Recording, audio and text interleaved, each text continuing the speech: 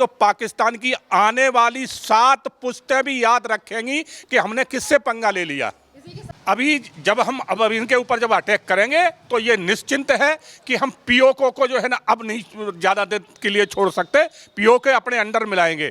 ये सत्य है कि अभी तक जितना जो ढील दिया था पाकिस्तान को अब नहीं दी जाएगी और पाकिस्तान अब ख़त्म होने वाला है, क्योंकि पाकिस्तान में कुछ वैसे भी नहीं बचा है। भीख का कटोरा लेके घूमता है उनका प्रधानमंत्री, कहीं यहाँ कर्जा मांगता है, कहीं वहाँ मांगता है। वहाँ इंडस्ट्रियल कुछ है नहीं, वहाँ पर शिक्षा है नहीं, बेरोजगारी वहाँ हद से ज़्यादा है, भुखमरी की कगार पे पूरा देश है। तो पाकिस्तान तो वैसे ही खत्म होता था, मगर अब उसने भारत से जो नए पंगे लिए हैं इसमें पाकिस्तान नेस्त नाबूद हो जाएगा, ये आप मान के चलें। और रही बात भारत की, भारत के पास आज इतनी बड़ी शक्ति है कि भारत के लिए कोई फर्क नहीं पड़ता। पूरी कंट्री आज भारत के साथ खड़ी हो, चाहे अमेरिका हो, चाहे इंग्लैंड हो, चाहे फ्रांस हो, जो भी हैं आज भारत के साथ खड़े, भारत की बात कर रहे हैं। और पाकिस्तान को आज सब कह रहे हैं कि इसने गलत किया है। आज देखा होगा पाकिस्तान में क्या हालातें हो रही है। आज पाकिस्तान में टूट की नौबत में पाकिस्तान, उधर बलोच जो है ना बगावत कर रहे हैं, उधर खैबर पख्तूनख्वा साइड में उधर देखिए पूरा जो है ना विरोध चल रहा है। तो पाकिस्तान में अंदरूनी इतना बड़ा कलह है, उस कलह को दबाने के लिए ये आर्मी चीफ है जो मुनीर, उसने इस तरह की कायराना हरकत जानबूझ के करवाई है। मगर उसे शायद भूल गया कि आपने आगे होकर पंगा जो लिया है, भारत इसको इतना बड़ा करारा जवाब देगा कि हो सकता है मुनीर तुम खुद ही ना। नमस्कार, स्वागत है आपका प्यारा हिंदुस्तान पर। मैं हूं आपके साथ शेरिन। जिस तरीके से पहलगांव में धर्म पूछकर 27 लोगों की जान ले ली गई आतंकवादियों के द्वारा, जिस पर आज पूरे भारत में काफी ज्यादा रोष है और अब भारत सरकार भी सीधा हमला जवाबी कार्रवाई कर रही है पाकिस्तान के ऊपर। देखिए, आपके लिए बता दें कि जहां एक तरफ पाकिस्तान का पानी कर दिया गया है बंद और इसी के साथ पाकिस्तानी हाई कमीशन को लेकर भी कल ही केंद्र सरकार के द्वारा जारी कर दिया गया था आदेश कि अब पाकिस्तान हाई कमीशन को बंद करना पड़ेगा और यहां काम करने वाले तमाम अधिकारी जाएंगे वापस पाकिस्तान। और इसी पाकिस्तानियों की जो आतंकी साजिश थी और जिस तरीके से धर्म पूछकर हिंदुओं को मौत के घाट उतारा गया है, उनकी निर्मम हत्या की गई है। इसी पूरे मामले पर विस्तार से बात करते हैं। हमारे साथ मौजूद हैं captain I Singh Bhadauria ji. Sir, आप इस पूरे मामले को किस तरीके से देखते हैं कि एक तरफ ना जाति पूछी गई, ना नेशनलिटी पूछी गई, पर धर्म पूछकर जो है वो कत्ले आम किया गया है, फिर बाकी के तमाम लोग कहते हैं कि यहाँ तो आतंकवाद का कोई धर्म ही नहीं होता।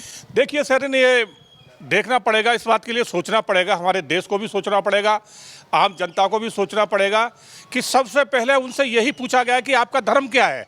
और जो पता चला कि ये हिंदू है, बोले इसके गोली दो। एक महिला का मैं सुन रहा था, वो बोल रही थी, बड़ा गमगीन थी, उसके हस्बैंड को गोली मारी है। तो वो कह रही थी हम तो समझ ही नहीं पा रहे थे कि हो क्या रहा है। बोले पूछा कि आपका क्या धर्म क्या है, तो बोले हम तो इसको इस्माइल दे रहे थे। मगर जैसे ही बताया कि हिंदू है तो दूसरा बोलता बोले गोली, और तड़ातड़ बोले गोली मार के उन्होंने हमारे हस्बैंड को खत्म कर दिया। तो इसमें एक आतंकवाद और वो कहाँ, वो तो सरेआम जब पूछ रहे कि आप हिंदू हो तो गोली, और मुस्लिम हो तो नहीं मार रहे। तो ये जो दूसरी पार्टियां जो इस तरह का जो बार बार जो स्टेटमेंट देती हैं, इनको सोचना पड़ेगा कि बचोगे आप भी नहीं।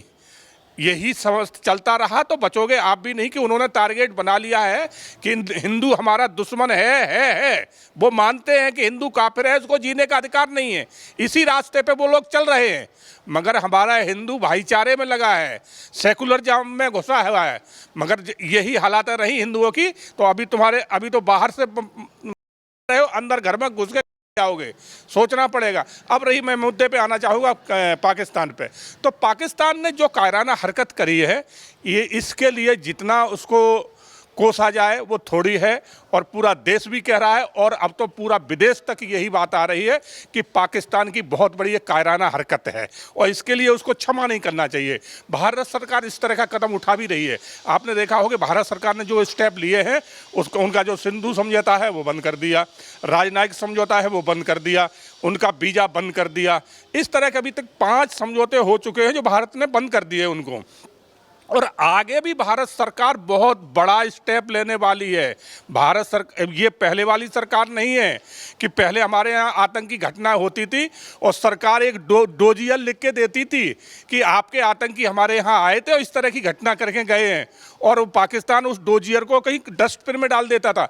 मगर आज की जो सरकार है, मोदी सरकार है, वो डोजियर नहीं देती, वो डोज देती है। और डोज ऐसा देती है जो पाकिस्तान को मालूम है, जिस तरह से पुलवामा अटैक पे हमने दिया था, एयर अटैक करके उड़ी सेक्टर में जो उन्होंने किया था, उसका जो हमने जवाब दिया था, तो वो उसको याद है। इसलिए पाकिस्तान आज बहुत तरीके से घबराया हुआ है और घबराहट में वो अपनी सेना को इधर से उधर कर रहा है, मगर उसको जवाब मिलेगा, बख्शा नहीं जाएगा। जिस तरीके से पाकिस्तान की आर्मी के जो चीफ हैं उन्होंने बयान दिया, हिंदुओं को लेकर दिया, तमाम बयानों को लेकर भी काफ़ी ज़्यादा सवाल उठाए जा रहे हैं।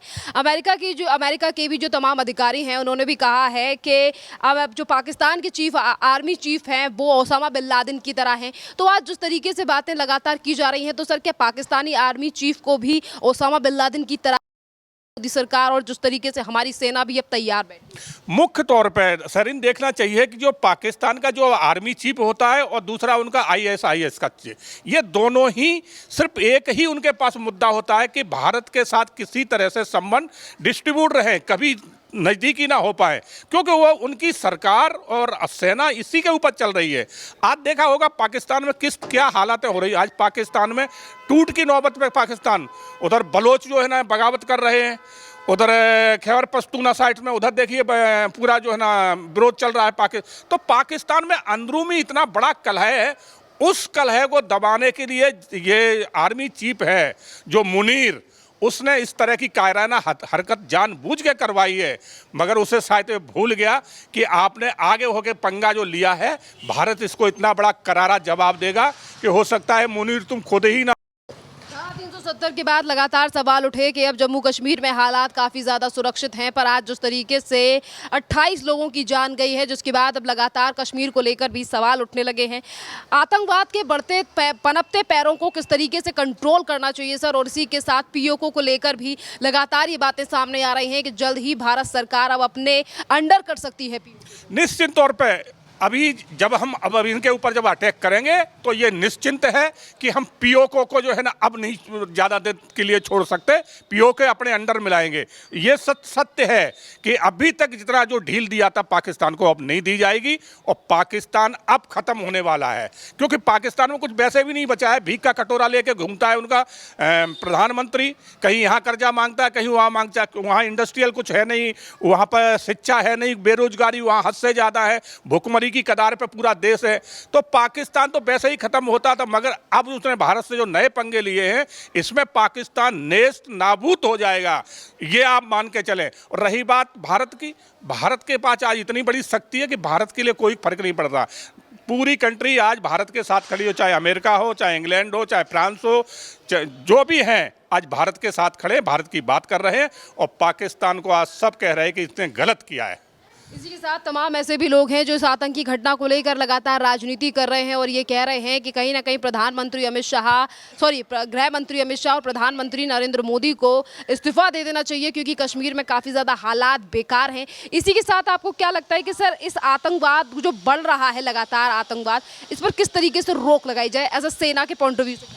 आपने सुना होगा एक हमारे CDS बिपिन रावत हुआ करते थे जो पूर्व सेना अध्यक्ष थे, उन्होंने एक बहुत अच्छी बात कही थी एक मंच के माध्यम से कि हमारे देश से अगर कभी वार लगता है तो हमें 2.5 मोर्चों पे तैयार रहना पड़ेगा। 2 मोर्चे सामने दिखाई देते हैं, एक पाकिस्तान एक चाइना, और 2.5 मोर्चा जो उन्होंने बताया था वो हमारे अंदर है।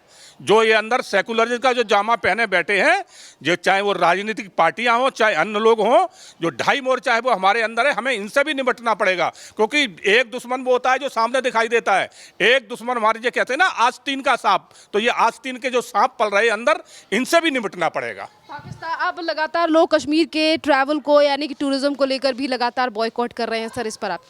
बिल्कुल, पाकिस्तान से हर रिश्ते ख़त्म हो जाना चाहिए। अमेरिका तो आज कह भी चुका है कि हमारे जो यूएस के जो नागरिक हैं वो जम्मू कश्मीर की तरफ बिल्कुल ना जाएं, कदाप ना जाएं। वहाँ हालात अभी ठीक नहीं है और आगे भी ठीक होने वाले नहीं हैं। तो ये सब देश कर चुके और पाकिस्तान को तो अब हर जगह जो है ना वॉकआउट किया जाएगा। हाँ, लगातार प्रधानमंत्री नरेंद्र मोदी की बैठक हो रही है जिसमें रक्षा मंत्री से लेकर तमाम जो सेना के अधिकारी हैं वो शामिल हो रहे हैं। और आज भी प्रधानमंत्री मोदी ने कहा है कि जो भारत के दुश्मन हैं और जो आतंकवादी हैं उन्हें हम धरती के आखिरी छोर तक भी जाएंगे और उन्हें ढूंढ कर उन पर कार्रवाई। निश्चित तौर पे भारत का जो भी दुश्मन है वो बचेगा नहीं, क्योंकि भारत आज छोटी पूरी ताकत नहीं है। आज वर्ल्ड की उभरती सबसे बेस्ट ताकत भारत उभर के आया है, तो भारत बिल्कुल बख्शेगा नहीं। ये तो जो आए थे यहाँ प्यादे थे, प्यादे भी नहीं कहेंगे, उनसे भी गए गुजरे थे। जो इसके पीछे मुखौटा है बक्सा उनको भी नहीं जाएगा। बहुत इसका तगड़ा करारा जवाब मिलेगा और भारत अब इसमें पीछे हटेगा नहीं। प्रधानमंत्री मोदी का आज जिस तरीके से बिहार में आतंकवादियों को लेकर बयान रहा है, उन्होंने किसी देश का तो नाम नहीं लिया, तो सर क्या लग रहा है इस बयान को लेकर कि अब उरी हो या फिर सर्जिकल स्ट्राइक हो, इससे बड़ा हमला किया जाएगा पाकिस्तान? निश्चित तौर पर सरिन आप इस बात को मान के चलिए, जो अभी तक हमने इनको जो करारे जवाब दिए थे, चाहे वो एयर अटैक रही हो या उरी सेक्टर का जो हमला रहा हो, इससे तगड़ा दिया जाएगा। जो पाकिस्तान की आने वाली 7 पुश्तें भी याद रखेंगी कि हमने किससे पंगा ले लिया। इसी के साथ जो आज पानी बंद किया गया है और इसी के साथ वीज़ा और इसी के साथ अगर हम बात करें कि बॉर्डर्स को भी क्लोज कर दिया गया है जो अमृतसर में थे। सवाल ये है सर कि आज अगर जो 80% पाकिस्तान भारत का पानी इस्तेमाल करता है, जब उसे बंद कर दिया गया है तो क्या अब आर्थिक तंगी और बुरे हालात होने वाले हैं? निश्चित तौर पर हमारी जो नॉर्थ की 4-5 नदियाँ हैं उनका 80% पानी पाकिस्तान को जाता है। ये हमारे एक बड़े चहेते बड़े दिल वाले चाचा नेहरू हुआ करते थे, वो ये समझौता करके गए थे।